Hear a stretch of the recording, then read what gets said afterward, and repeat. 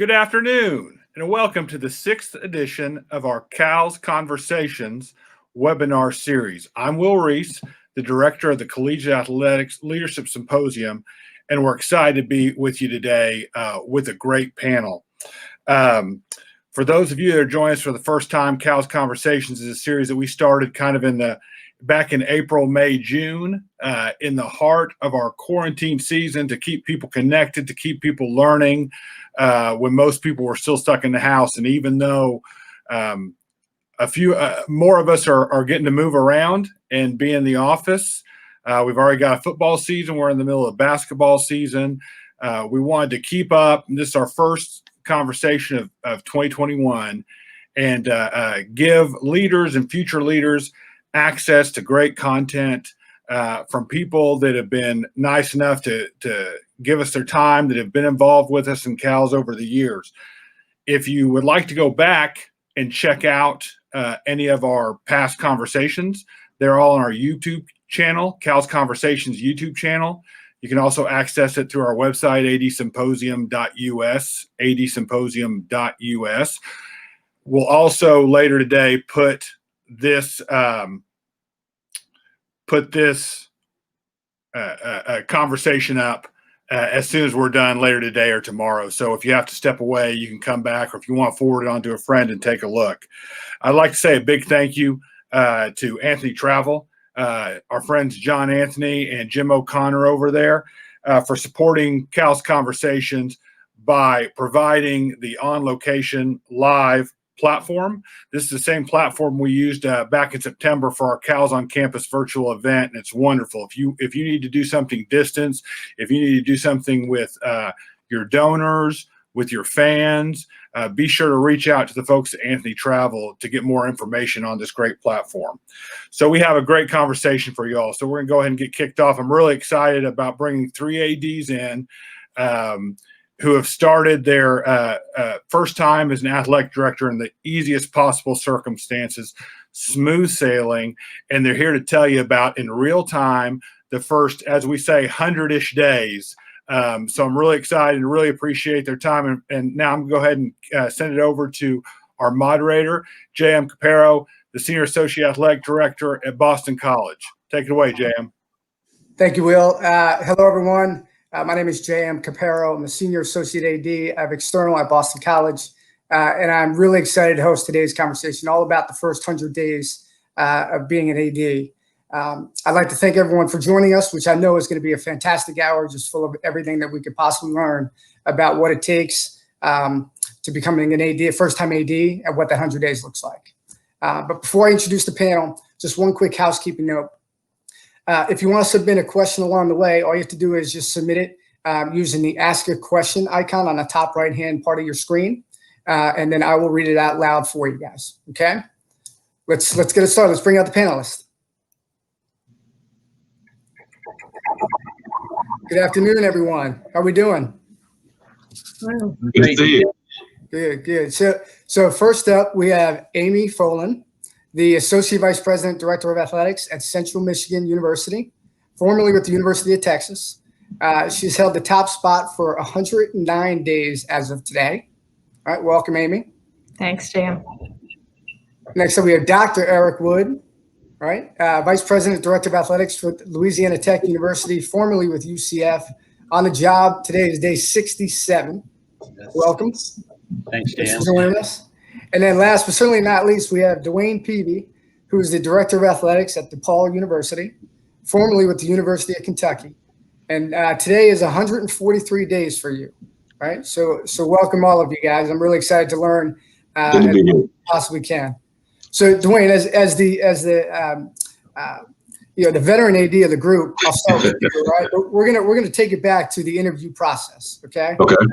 I do want to hear from all three of you on this one, but so how did you prepare for the interview, and what were you looking for in that next school? I think that's twofold. Let's start with looking for, what was I looking for? Obviously, trying to take a new job in the pandemic is a challenge, I'm sure, for all of us.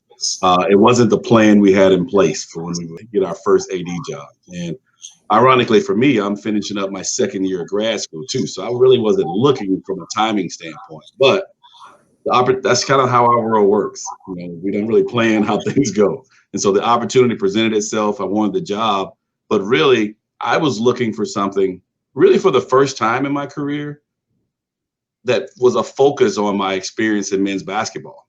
I had kind of spread things out, set some minimum standards of what the football piece had to be in the past. And this was I had changed my mindset probably a month earlier before the position even came open, that I might be more open-minded to something that was a primary focus on men's basketball. And then lo and behold, the DePaul job opens up and fits that criteria, which obviously there's not a lot of jobs like that in this setting that might be available if I'd have waited a year. And I think that was the thing I was looking for. And then a little bit on the preparation side, it was also the first time, I've been through a few searches before, but this was the first one where I treated it like I had the job and used that 30 days prior to even getting the job, really researching, talking to people like it was in my first 30 days. So one, it helped me really realize that I wanted it, knew that I had a better chance to succeed because I knew who could help me, some of the surrounding factors. Now, that obviously meant I couldn't be as private as I normally had been because I had to call on people and kind of figure out, I'm talking about trying to look at fundraising, trying to figure out who I knew in Chicago, some of the connections to it, the Big East. But that also helped me talk about some of those things as part of the interview process that I could actually bring to the table. So those are two things that were a little different for me in this go around. Eric, what about you? Yeah, I think anybody that I've worked with or associated with over the last couple of years, they knew what the end goal was at some point, right? I think everybody that I've associated with said, "Hey, we know that was your end goal." The struggle I had is, just I guess deciding is it FBS, is it an FCS job? I was a Division II student athlete. Am I looking at that level? Just sort of deciding what was going to be the one thing that would lure me away from living in Orlando, working at UCF, being on Danny's team and trying to build a monster, as we would say there, right? And it was fun building that. And so it had to be something special that would pull me away. I decided that I was going to stay there until I could get an FBS level job. And I had my eye on this conference, had my eye on some other conference, but I was focused on this conference as well. And when the opportunity presented itself, the focus really became, who am I? I need to be able to project in this interview the person that they're getting, what my philosophies were.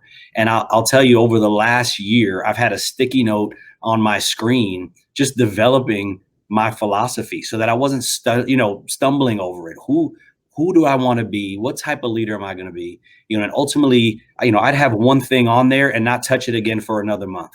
And then 2 months would go by and I'd go, you know what, this is who I am. And I'm really just formulating all of my experiences over the last 20 years since leaving, college, and just deciding what my philosophy was going to be, where would I like to live, and then just being flexible with the opportunity presented itself. And so, that's really how I spent the years leading up to this opportunity, is just formulating who was I going to be, how was I going to express that, and then pulling all those experiences in that I've had in the last couple of years. Great. And Amy, so how did you prepare? And then also, what kind of questions did they ask you during the interview process? Well, I might be the slowest learner. I think I wanted to be an AD since I was a junior in college. So since about 1995, I had been working on this. I think being a student athlete kind of inspired me. I knew what a transformative experience it was personally. And then even when I was there, I started to look at, like, this has been an incredible experience, but how do you make things better? And I was fortunate to be around great people. And I continually went to work for great people. So I prepared by looking at people in the industry that were leaders, and whether I worked for them or had the opportunity to be around them, I constantly try to soak it in and continually get better. And when I had opportunities to work for other great people, I took those. I was fortunate, like Eric, to be in a great place at the University of Texas for 18 years and learn from the best people in the business. And what I knew is when I left, it would be for a great place that had great people as well.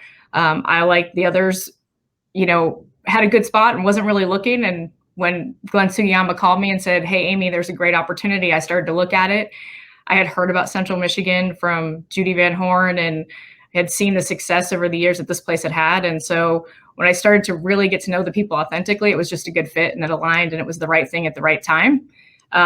And what questions they asked me really is what drew that out. I think they look for your vision and who you are, but I think knowing what that institution is about, and if you really do your research and homework, it feels like a natural conversation. It doesn't feel like an interview. So they're looking for what you'll bring to the table and what kind of leader you are in your philosophy. But I think where it really clicks is when you as a person fit into that institution and your values and their values align, and it's kind of an organic fit, and you know it's just the right place because you can almost feel it when you're going through the process. JM, I told my wife this was the first time that I was probably authentically myself as a part of the interview. Right. In previous interviews, I'm like, oh, no, I don't have the fundraising. Let me elaborate and exaggerate on this. Oh, I was a sport administrator, so I need to show what I've done here. This was the first time I was authentically myself and okay with the outcome. And I'm happy it resulted in this. But I wanted to share that because in all these other interviews, you start to just figure out you're trying to say what you think they want to hear as opposed to being authentically yourself. And this was the first time that I felt like I did that and it worked out. That's great advice. DeWayne, did you feel a similar way at DePaul? Yeah, I was going to comment on what Amy said. It felt like a conversation. Part of it was I knew what I wanted to talk about. I knew I wanted to sell myself. Here's who I am. And if that's a good fit for you, then let's make this work. But if I'm not a good fit for you, I've got a really good job at Kentucky. So that was a different approach. And we all had pretty good positions before, but Amy was right. It made it different. This one was different because I talked about in every way what I was all about. Obviously, it must have resonated with DePaul because, from being a choice, and then it made it seamless when I started because I wasn't selling people on campus. The interview process, it was probably a lot longer because of the pandemic. You couldn't meet in groups. It was a long day of Zooms mixed with other things. But honestly, that really helped me once the job started because I knew so many different people. I knew board members. I knew, the head of the athletics committee. I'd already met with student affairs and advancement because of what you can do on Zoom and in a longer day in person than you might do because you're kind of keeping it more close to the vest than other processes I've had. So those were the things that I felt like the interview process was good. I mean, I don't really get all rattled about that, but a lot of times you're right. You get into answering the questions, telling them what you think they want to hear. But I really sold myself, and if it wasn't a fit, I was good, and I felt that was probably the best result I had. That's great. Thank you. So, all right. So let's move on to you got the offer, right? Eric, you called home, talked to the party of six, right? You told them the great news, right? Yep.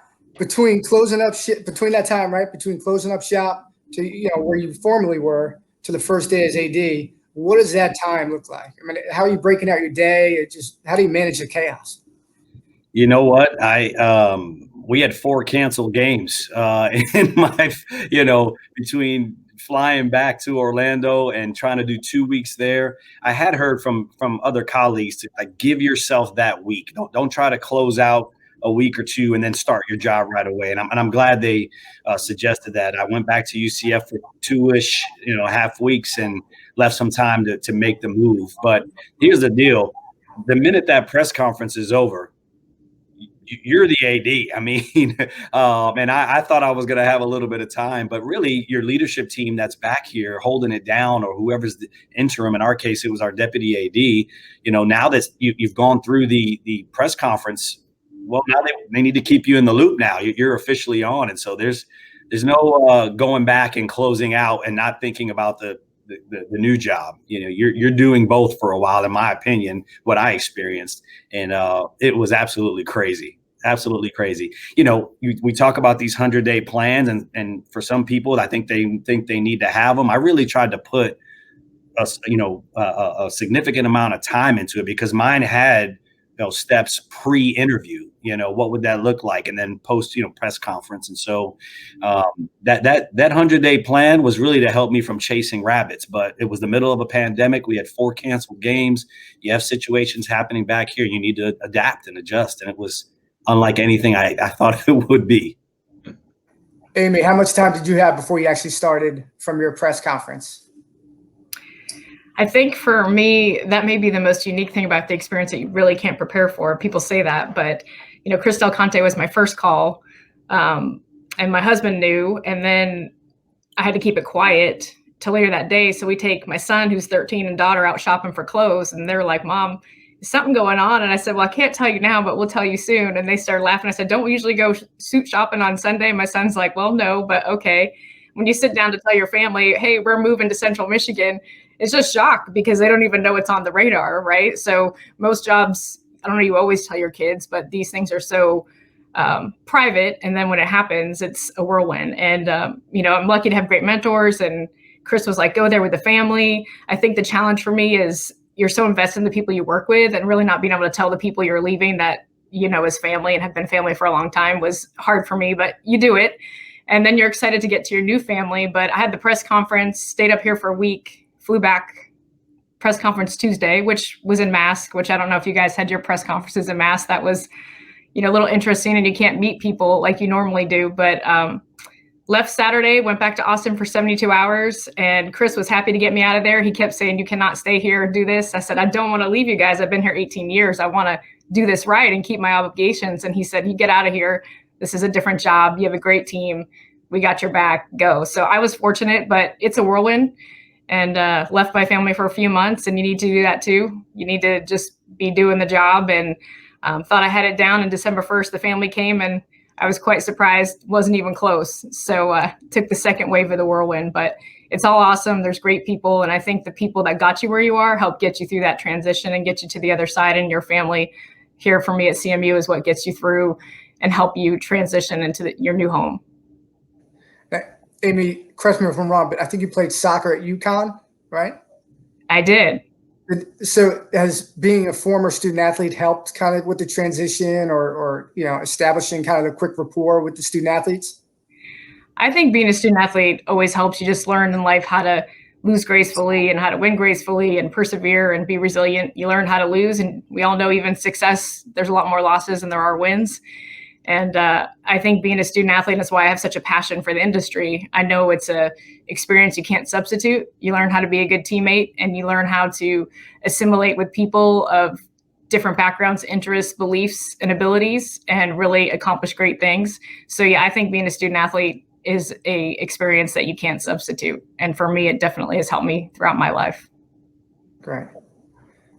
So I'm going to take a question from one of the viewers here. This one's for DeWayne. As a former SID, what skills do you find most useful in your new role as an AD? What SID skills? Well, obviously, I think that's translated very well for me. One, just the communication part of it, being a spokesperson. I'm used to thinking about what my AD should say versus, so now I approach it a different way. Even when I'm talking to coaches about, I get it. I'm a little hands-on. I probably got to back off of that a little bit, but in the middle of how we handle things, I've at least got that to send back on. So we've got a situation here at DePaul. I can say, hey, as an SID, this is my approach. And maybe I'm helping, Greg Greenwell on my staff to think about a bigger picture. But it's been an asset, I think, along the way in my career all the time. I think it's helped in crisis management. Like Eric talked about canceling games, the fact that I've always been in that mode of thinking, I think that's helpful in this job. And, just some of those things like here, just segue into the question that you asked Amy and Eric. When I got the job, I was supposed to start a week later. When I got home from the press conference, my family had COVID except for me. So I spent the first 14 days after that in quarantine and started the job stuck in Kentucky. So like, how do you deal with that? How do you transition to it? Everybody was fine back here. I started the job. Even before I started the job, I was in crisis management mode at DePaul. But I think just being in that mode all the time, that makes it seamless. So I'm so used to that pace of immediacy that it sometimes feels like in this seat that it's not going fast enough for me versus, and because that's the SID world every day. So once you kind of got out of quarantine and you actually had your first day on campus, right? What do you remember of that first day, and kind of what was your agenda for that first week? I do remember the first day of walking in this office and it not being what I envisioned because nobody was here, everybody was remote. You didn't get like the hoopla or what you remember about. But I immediately went to, like Eric said, I had a 90-day plan. I was ready to execute. I had been kind of held up with the quarantine, so I feel like I was a step behind. My first day in the office, I met with every head coach one-on-one over the first 2 days. Then met with all my direct reports after that. Some in person in a conference room with masks, some through Zoom. But immediately went down that list, and it was a guiding thing for me. I would tell everybody, if you're going through this process, don't use some, carbon cutout, some carbon copy process that you just recycle for every job. Really think about what that plan would be if you get that job, because it's extremely helpful. Because when things are just spiraling out of control and everywhere, you've got this playbook that you can really just stay steady on, especially if you're in something like what we were all in a pandemic where all kinds of things are flying at us. Okay, what should I be doing right now? I can go back to my plan and my checklist. Okay, all right, I'm doing better. I thought I was maybe not doing anything, but man, I'm making progress here. And I was actually able to finish things on my 90-day plan before it was over, just before it was over. Gave me at least one win, a sense of accomplishment during that standpoint, because you're a little bit alone in this, because nobody is really judging you but yourself, because that's the type of person you are. But really be intentional about developing that, because that's something you really can use in that time period. And work with your peers. We're all here to help each other. Like, there's no better thing than calling a person that's been an AD before and like, what parts or things I need to think about that's in my 90-day, my 100-day plan, because we're all helpful with trying to help each other. That's great. And so this next question, I would love to hear all three of your perspectives on this one. Talk about your first all-staff meeting, right? I know it was probably virtual or socially distanced with a mask on. What was your message to the staff, and what did you really want to hit home during that first meeting? Right, Amy, why don't we start with you? Mine was virtual, and I think, it's not ideal. I like to be in the room and you can kind of feel the energy off the room and connect with people, but it was better than nothing. And I had one point at Texas, we had 4 ADs in 5 years. So being on the other side of that and being a staff member for the new AD, I just try to share kind of the vision that I sold to get the job. Obviously the board of trustees, the president, all the leadership, and the search committee, that's what they thought was a good fit. So it's good to know that's where we're starting. And I try to give some insights about myself, how I like to work. I did ask some of my former staff, hey, what do you think it's like to work for me? And I shared those anecdotes with them. And then I just told them all I'd meet with them. I met with everybody in the first, I think 60 days. There's about 96 people here. And I just let them know I'd be sitting down. You can't really make those connections in those meetings, but we all know they're important. So just try to share about myself, where I thought we were going, how excited I was to be there. And then really just that I'd meet with all of them and find time where we could connect and I'd get to know them, their families, their interests, their likes, and then just what they thought we could do as an organization, our strengths, weaknesses, opportunities, the, stop, start, continue exercise. So I really found value in those meetings. So the all staff was important. They all knew it was coming. We all knew what direction we thought we were going. And then just give me some time to go through this process. And then I'm now getting to this part where February 1st, I'm going to circle back and we'll kind of reassess where we were, those goals, and where we look to go the next 6 months. Great. Eric, how about you? Yeah, the first, so we haven't had a full department staff meeting. We had some with our administrative staff, but very similar to Amy, what Amy is sharing. I know that from the press conference and maybe some things on Twitter or the interviews they saw, I wanted to, when I shared that my philosophy was about culture, class, and competitive excellence, I just wanted to take the time, as they heard me reiterate that, for the duration of my time here, what that really meant to me. And just, there's the old philosophy, you're coaching it or allowing it. So my deal was right off the bat, let me tell you a little bit about who I am, how I operate, and just sort of just the expectations. But I wanted them to hear the philosophy.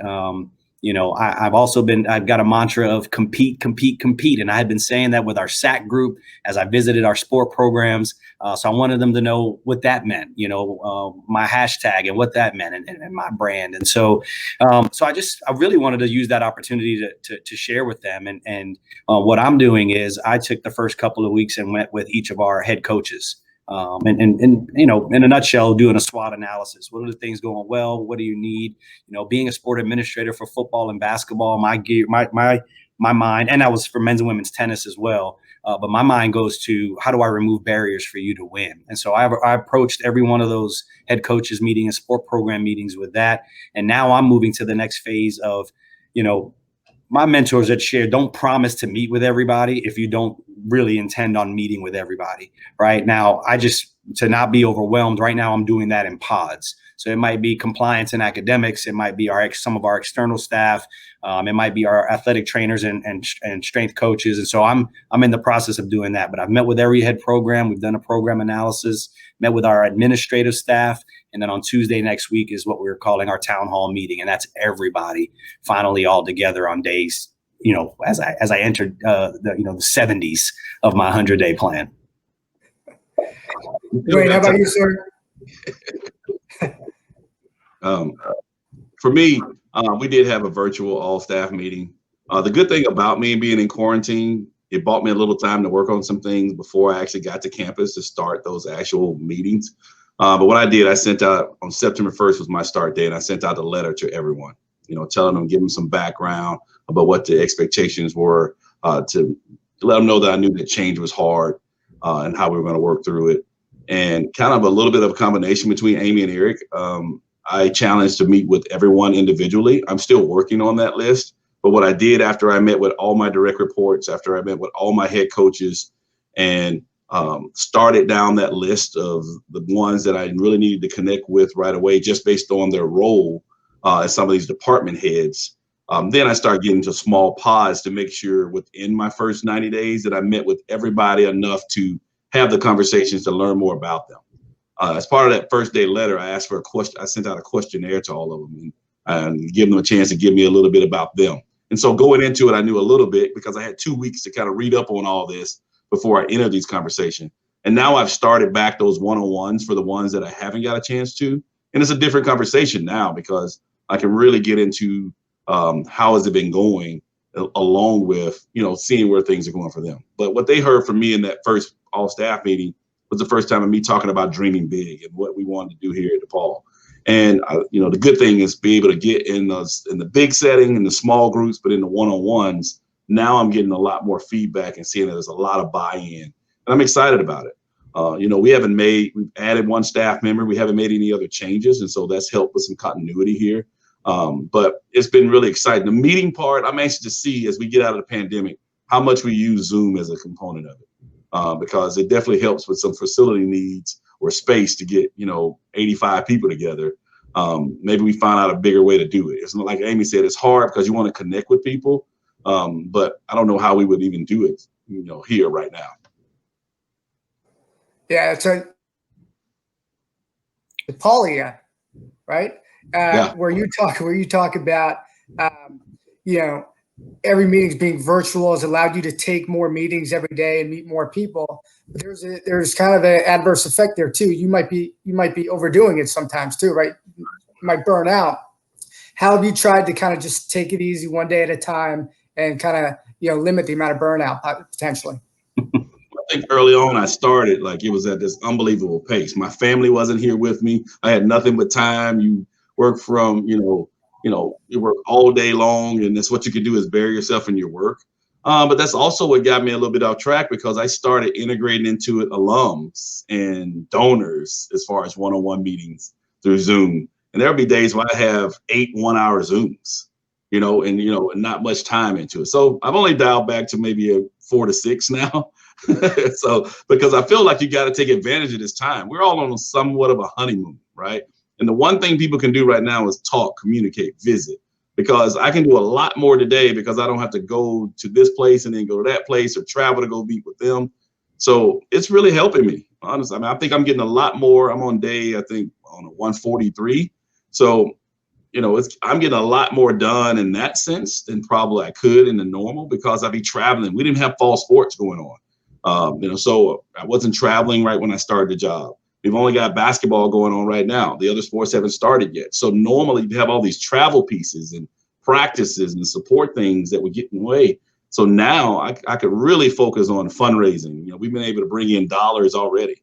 I'm working on a big ass coming up next month. I'm working on I've really almost finalized our strategic plan for the next 5 years. So I was able to get a lot done in this period of time because of the pandemic, because I can walk in the office every day. I'm a half a mile from the office. There's not really many people here, so I can actually not be distracted, get focused, get a lot of stuff done. And then I'm on Zoom most of the day. But I'm also able to get the benefit of that too. And so I think I'm probably going to miss it a little bit, but in some sense, like you said, JM, is that I'm going to be glad that I'm done with that, because it's kind of getting to burnout mode if I'm not careful. Yeah. All right, let's take a question from one of the viewers here. This one's for all three of you guys. Each of you have worked with great ADs. What's the one thing you have taken from them and applied to the job now? Amy, let's start with you. Yeah, I think one of the things I'm most grateful for is I think knowing I want to be an AD and working with so many great ones, and even ones that mentored me, being around them, they're all different. So even successful ones can do it in very different ways, and they're all authentically themselves. Maybe that's the first lesson. And the second one is I think they realize it's about people, and they put people and everybody else above them, especially the student athletes and the coaches. So what I've seen from great ADs that are all very different personalities and different styles is they are authentically themselves and they put people first. Eric, how about you? Yeah, I shared this during my press conference. You beg, borrow, and steal, but when you work with Danny, you've got the dream big, get creative. There are no boundaries, so you bring that part to the job. I worked for Jeff Long, and that guy if you're playing ping pong, he wants to win and beat you. So he's competitive, right? So I bring that to that. I've worked while Julie didn't hire me. Julie Cromer at Ohio, she didn't hire me, but when you work with Julie, you understand partnerships on campus and relationships and how important a give and take is, with your campus leadership. So you've got that. So, you take all those pieces together, and that's what I shared. That's who you're getting, is a combination of all those things that I've, brought with me as I learned from people that supervise me or that hired me, and they're currently ADs. So I would say that. Yeah, I think from my background, coming from the SEC office and, Roy Kramer, working with Greg Sankey daily, Mike Slive, it gave me a one sense. But being at Kentucky for 12 years, working for Mitch Barnhart, I even talked to him yesterday about it and thanked him for the kind of on-the-job training that I didn't even realize I was getting a chance to make some high-level decisions on my own, work through it, the highs and the lows. It prepared me for this seat a lot more than I even thought. I think a lot of people, and I told some of my colleagues that don't second guess yourself that you might not be ready, because you really don't know until you get into that seat. But the preparation, and it's probably why you've had a lot of ADs that work for Mitch that have gone on to some big things, because that on-job experience at Kentucky, I'm not dealing with anything outside of COVID that I've never dealt with before.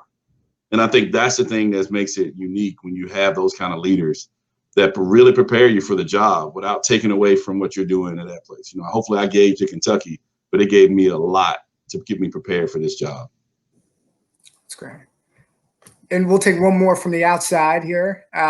With new leadership comes a lot of trepidation. What do you appreciate seeing from the employees you inherit when you're taking over a department? Mm-hmm. Eric, how about you? Yeah, I shared, and I'm sure some of my leadership team is watching. I told them flat out, "You're my team," right? I've heard plenty of coaches say, hey, you didn't choose me, I chose you, right? And I get that, and that may cause some trepidation, but I told all of them, "You're my team. I'm not looking to bring anybody in. Let's do this thing together, and I'm going to learn from you. And then I'll bring some of those experiences from the places I've been." But I wanted to say that early. I hope they felt that. I hope it resonated with them. But I told them early because you think it's almost like a coaching staff, right? Like right away, the head coach is gone, everybody's gone. You bring in all your people, and there are scenarios where ADs can do that. But I wanted them to know that this was my leadership team. I was going with them, and I wanted to put them at ease right now. That let's hit the ground running and not be thinking about, does he want to replace me or have somebody in mind from UCF or Arkansas that he wanted to bring, right? I tried to put everybody at ease, and I hope that resonated with them. DeWayne, how about you take it? Yeah, from day one in those meetings, whether it was the head coaches or, you know, some of my senior staff, the first thing I had to say is that I'm not bringing a bunch of people from Kentucky with me, because that's what all they feel. And it was always a sigh of relief, you know, because, I mean, that's what you hear. You know, you get new leadership. I remember feeling that way. I mean, when Mike Slive came in for Roy Kramer, no matter what you were doing or what level job you were doing, everybody was a little bit on pins and needles that, you know, you might have somebody that they're bringing with them that's high level, and it's not personal, but your job might be in jeopardy. So I knew how they must be feeling. And so I addressed that like the first thing that came out of my mouth. And you could tell that everybody across the board, as I got further in the meetings, I could tell they spread the word because more people understood it. But that was one of the things I just wanted to address up front, that, you know, you're my family. You're my team. You know, we're in this together from day one. And so going forward, you know, we're feeling all this together. And so I wanted them to be rest at ease. So let's get together and focus that energy elsewhere and get this thing going. Amy, how about you? I think mine goes back to one of my mom's favorite sayings was actions speak louder than words. And a lot of people can say things and come in and think if they tell you what you want to hear, but really it's just, you know, trying to deliver if you ask for something and giving you what you need. But also sometimes people are leery and they're like, I don't know if I want to say this, like maybe you pronounce somebody's name wrong. And the people that will stop you and say, hey, I'm helping you, like how they show you they have your back is they'll say, hey, this is how you pronounce that, or this is how you say that. So where I see my trust come early is when people actually will have the courage to tell you, hey, this might not be quite right here or there, because they're showing you that they have your back and that they're invested and they want to help you succeed. And so I think it's those little things for me that I see, and it's more just doing what you ask for and, you know, being on the team as opposed to coming around and trying to talk to you a lot and convince you of things. You're so busy, but you can see it. It's the small things, but the actions that people do really tell you if they're on board more than any words can. Definitely. Yeah, JM, there's a Stephen Covey book that says change happens at the speed of trust. I thought that was really profound. And he alludes to the fact that you save time and you save money the faster you build trust. And so I've really hung on to that as well. And that's what I'm hoping to do in the first 100 days, right? But just thought I'd share that as a resource too. I thought it was a profound book and statement that he makes. Think about what kind of leaders are we if we don't think we have any effect on the performance of our staff, right? I mean, obviously changes might happen, right? And changes might have already happened. But from an overall standpoint, you want to see what your effect can be on somebody, that maybe there's another opportunity, or maybe it's changing some seats on the bus, so to speak, versus just, okay, all right, let's just transition everything around me that I'm comfortable with. Maybe I'm not going to be at my best at that point either. I needed some DePaul blood in me before I start making some of those kind of decisions. I need to understand, I need to learn from the people that have been here, the things I don't know. And so I think that's probably the best decision I made, because I got a lot of advice of just making wholesale changes. You know, that's probably the best thing I did do, is not, you know, just like, let's take its course, let's evaluate, let's figure this out. And that's been one of the best things I think I did up front. Absolutely. And Amy, this next one's for you. So we all know how important it is to have strong relationships across campus, right? Starting from the president on down. What advice would you have for a new AD in kind of setting that tone from day one? I think the best thing is to prioritize it. I mean, for me, it's, you know, all the colleagues now in the presidential cabinet. And one of the benefits of COVID was, since you can't do a lot of external phone calls and it's efficient, like, you know, Eric and DeWayne have covered, is I was able to just start meeting with those folks right away, like I was our coaches, and, you know, also talking to them. And part of the interview was, how can I help this institution? So knowing what the institutional challenges are, what the peers to the left and right of me challenges are, and what they're doing for the president to help advance Central Michigan University. So my advice would be, know what they really need. You know your vision for athletics, and figuring out where those meet and marry and how you help the institution. So we're all in this together from a presidential cabinet level. And I think it's easy to figure out how athletics can be an asset by using, you know, we all have a lot of notoriety. We all have a big following. And so how do you use those things to showcase your university and help your president? And so that's how I try to approach it with my colleagues. And I'm very fortunate. One of the blessings here is I have an incredible president and I have great colleagues in the cabinet, and I'm really excited to see what we can do. Okay. DeWayne or Eric, anything to add on that? I want to go ahead. No, go ahead. Well, I think you're right. You're right, Amy. And I think early on, as far as the process, it kind of goes back to that. It's kind of a recruitment on both sides of it. You want to feel good that you've got that connection. And with Dr. Esteban, I was really hoping I was the choice, because even at dinner in the interview process, our goals, they hit home. Like, we needed each other, right? The things that he was trying to accomplish was the things that I was trying to bring to the table. The things I wanted to do were the things that he was thinking that he needed out of his athletic director. But that spreads out to every part of campus. And so, like Amy said, I spent a lot of time really just visiting with people, because without us having a lot of students on campus and being mainly remote, they've got a little more time to meet with me. But what better way for me to, open myself to what are your needs? That's how those conversations have started so far. And it's been amazing how people are taken back that I'm even asking those questions. And so that just opens up the trust that Eric talked about, is that once you get to the point that we're all trying to do the best for the university, all our jobs become a lot easier, because we need more help. And I'm trying to expand what we're doing, whether that's having a great relationship with SGA already, with our faculty. We're even starting a new class in creative arts at this juncture to start in the summer term, because we're going to have students that are producing 30 for 30 type short films for athletics, marrying the two from an experience standpoint. How do we get things like that going? Because we're all trying to get more students and grow enrollment and all those things together, right? And so just how do we work together? And I think this is a great time to have some of those conversations, because normally main campus has got so many things going on that I might not have time to kind of sit down and get them to brainstorm. This has been great opportunity for me, but I think that's key to how we make all three of our universities successful.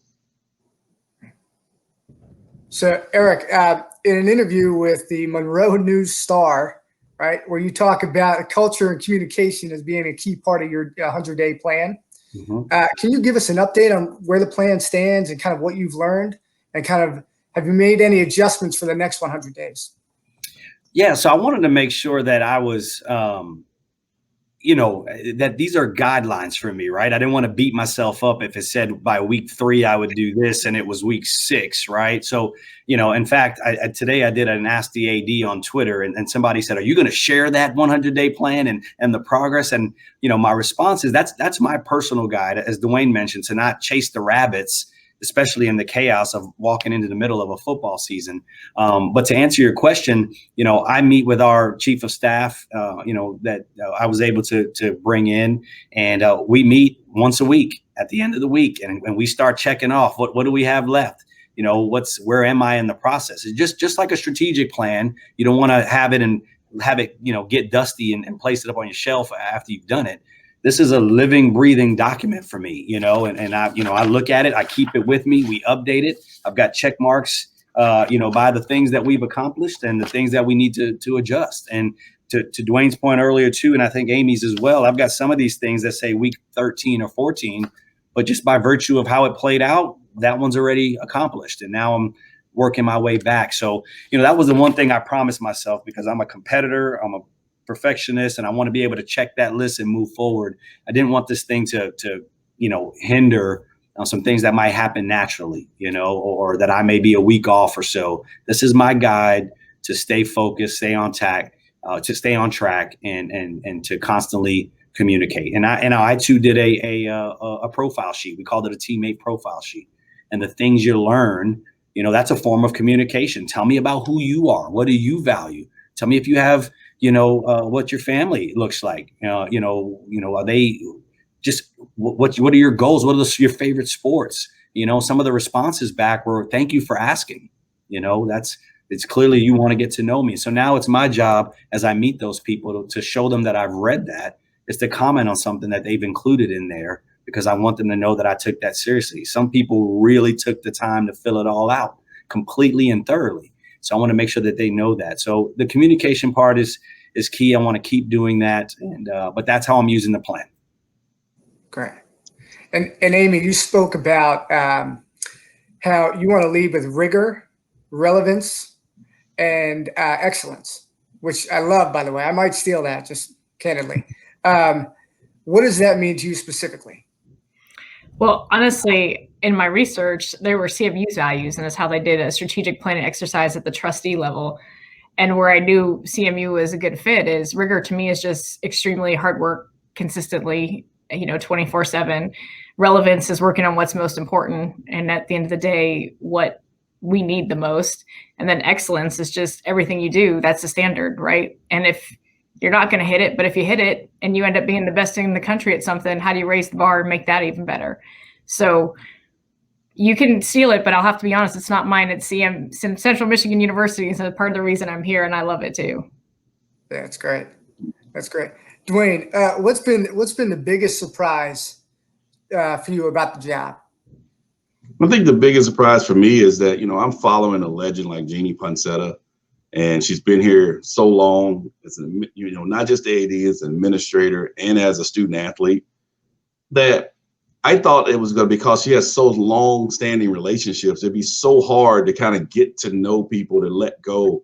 And I think part of it, and maybe that's the thing of someone retiring prior to you versus you get someone that the job becomes open for other reasons, or the ones that jobs with someone to go somewhere else. It's always a better situation, I think, than someone get terminated for you to get the job, because people are bought in to change and they're on board with it. I think people are looking to help. And I think that was the one thing that I misread. I thought it'd be a lot harder to get people to buy into what I was trying to do. And so you heard me talking about dreaming big in my press conference. That wasn't even the plan. That's just who I was. That's why I wanted the job. But I thought I'd have to convince people of where I was trying to go and what DePaul needed to do. They had been dreaming about that long before me.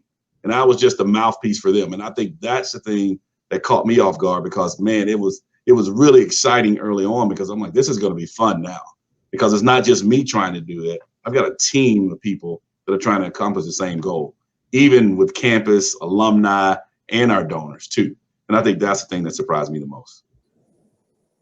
Excellent. So we're going to take one more question from the outside here. What are the important skills that you recommend someone obtains before sitting in the chair? Eric, you want to take that one first?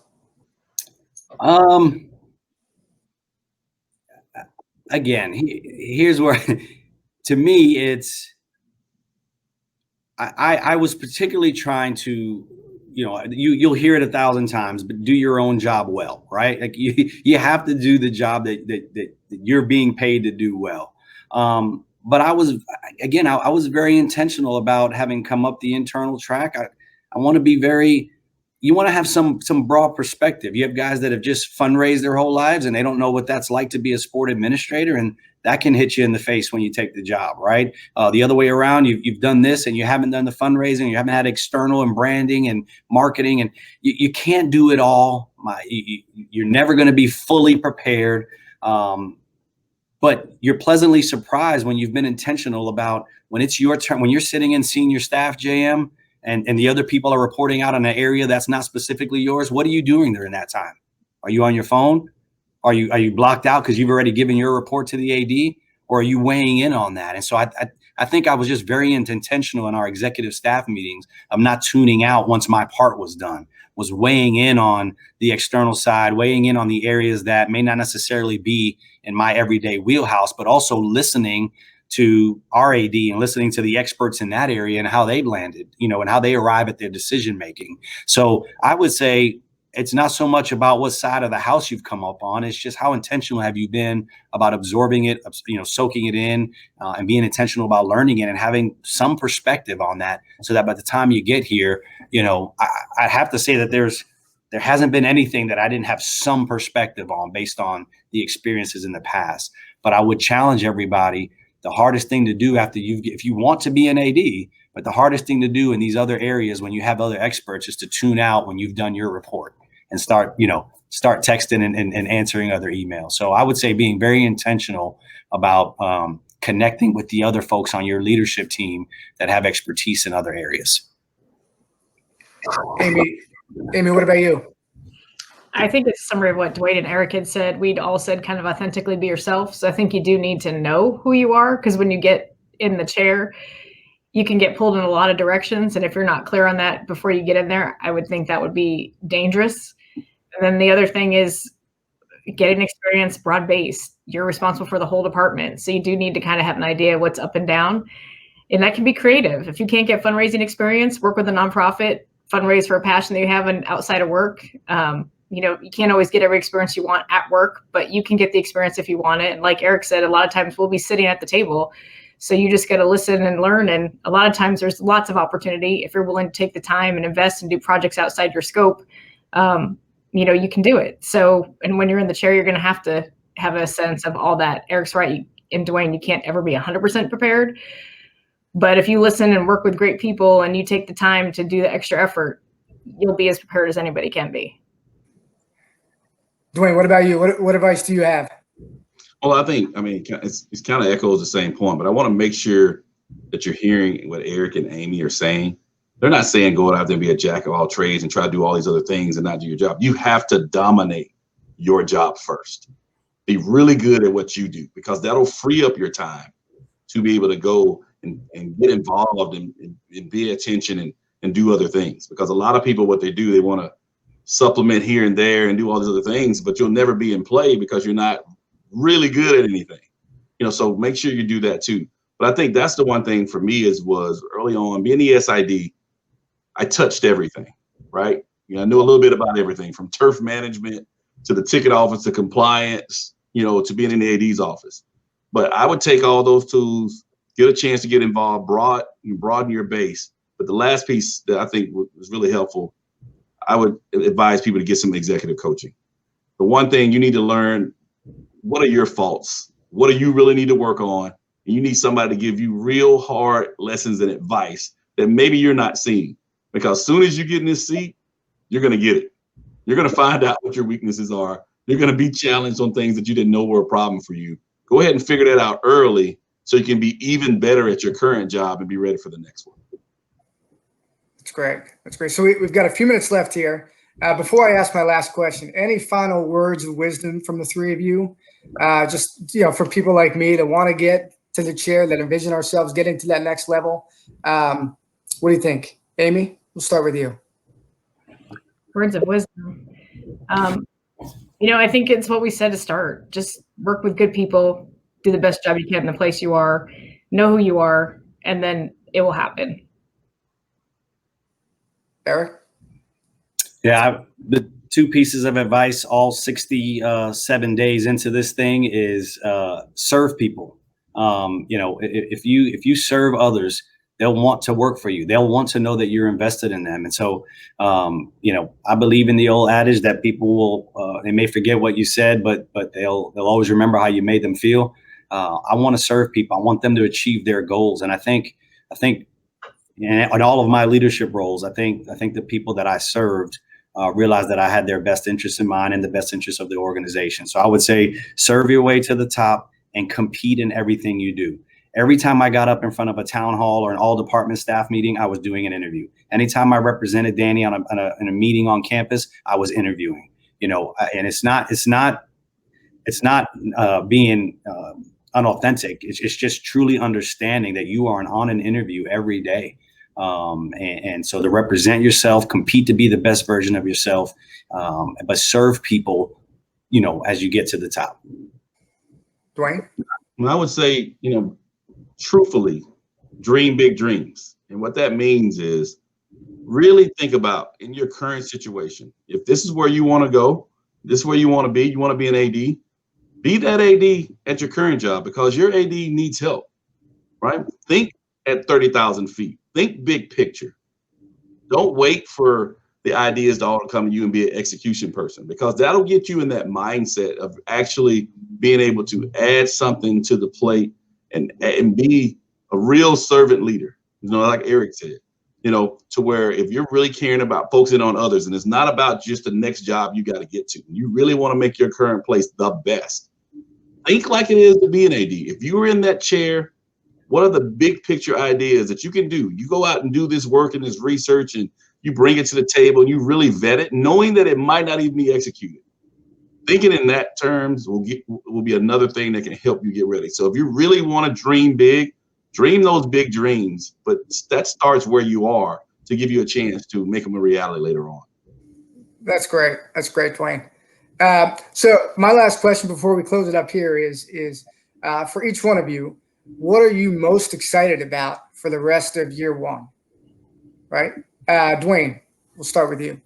I'm excited about COVID-19 being over, this pandemic, because I'm so ready to really get started. This feels like year zero.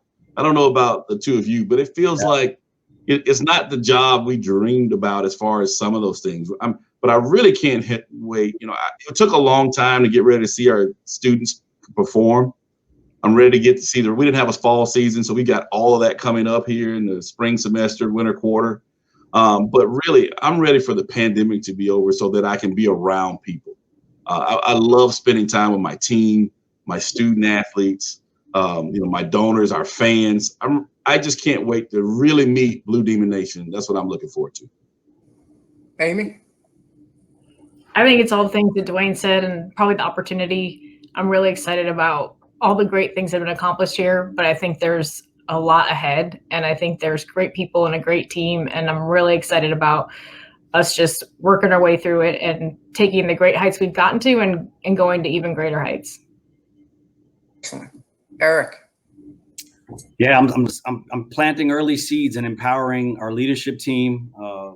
Trying to create our senior leadership team. I'm looking forward to all the seeds that I've been planting to empower people to go do it and fire everybody up to go one more notch up than what they've ever done here, right? Because I want to compete. And so I've been trying to empower people, plant seeds, and I want to see everybody take it one level up and do that, unprovoked at this point, right? And like DeWayne said, and I can't wait to get to a normal season. It's been so hard to assess fan engagement. We have no band. We've got spirit squads on our video board. The music is different. I can't wait to get to a normal point. But listen, all of these jobs are hard. I don't care what level, what conference, they're all hard. And there's only, at the FBS level, only 130 of them. So these are really hard jobs to get, and I'm just looking forward to seeing how I can be a part of moving Louisiana Tech to the next level. Tommy left it in great shape. He's been a friend and a mentor. So I'm looking to see how we can turn it up a notch. Absolutely. That's great. It's great, Eric. I really appreciate it. And that is all the time we have for tonight. But I want to thank Will for putting on the conversation to be had tonight. And I want to thank all of you for joining us. I hope you found it as impactful of a learning experience as I have.